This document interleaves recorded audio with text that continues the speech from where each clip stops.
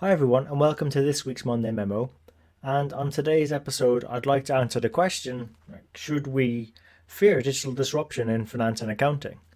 I mean, digital technologies, they've disrupted so many existing business models and value chains. I mean, if we think of the impacts the likes of Amazon, Airbnb and Uber have had, these businesses largely work off digital platforms. So, what's to say that accounting and finance, which has been around for many thousands of years, is somehow immune or should be concerned that digital may cause us to go the way of many other businesses and becoming less relevant. Now, digital disruption has been described as a transformation that's been caused by emerging digital technologies and business models, that can impact the value of existing products and services offered within an industry. So, on a scale of 1 being like mild to 10 being very, how fearful are you that digital disruption will negatively impact the relevance of finance and accounting? Now, I use the word fear as it's a very interesting emotion, and that's because it's the only one not associated with the past, not with the present, but with the future. You can only be afraid of something that has not yet happened. You can be angry, depressed, sad about the past and the present, but we can only be fearful of things that have not yet happened. Let's just say I have a fear of roller coasters. I don't, but let's imagine I do. And I've been talked into going on with my son. And there's no way I'm going to show him that I'm scared. So I'm going to go for it. I'm going to queue up. And as I'm queuing, I now find myself sitting on it, no longer afraid of just getting on it, but now I'm afraid of it moving and maybe screaming. And once again, that starts moving. Now I'm afraid of not necessarily screaming, but afraid of getting sick.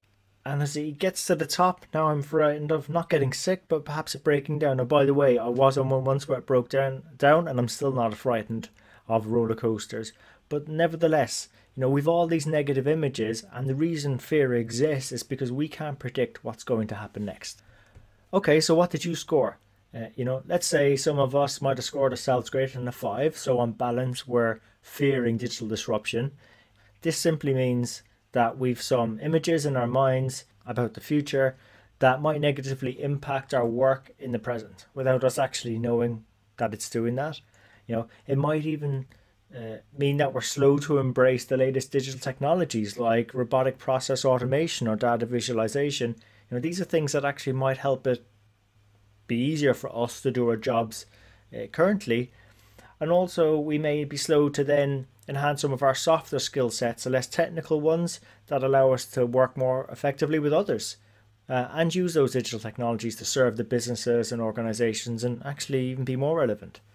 So such a reluctance, I guarantee, is due to the emotion of fear, because that emotion of fear is forcing us to withdraw into our comfort zones and to some extent play it safe. And throughout our careers as finance professionals, there are basically only two actions we're ever going to take if you think about it. We approach things or we withdraw from things. Positive emotions, love, joy, etc. Are those type of emotions that create the environment where we experience it. Ever got a set of difficult accounts or trial balance, or have you ever nailed those formulas in the long range planning model that so it works three ways with the income statement, the balance sheet and the cash flow forecast? And so we move towards those things that we take pleasure from, whereas when they're negative, we tend to avoid going for it. So whether fear is associated with failure, an imagined threat, or even if it's our default mode to play it safe and not go for it, doesn't matter. To get a proper sense of any fear or lack of fear for that matter from digital disruption, we must figure out where it's coming from. And actually that fear is coming from an image we've created in our mind. And that image, where's that coming from? Well, some past experience or belief that has led us now to actually thinking that feeling fear is actually justified. So for those of you that have rated your fear of digital disruption less than a 5, I wouldn't suggest be so confident. I mean, fear is a darn good emotion. At the end of the day, it keeps us out of trouble. The fear of producing incomplete or inaccurate financials, allows finance, gives us that reputation to sit at the table and hold the mirror up to the business because we get things right most of the time.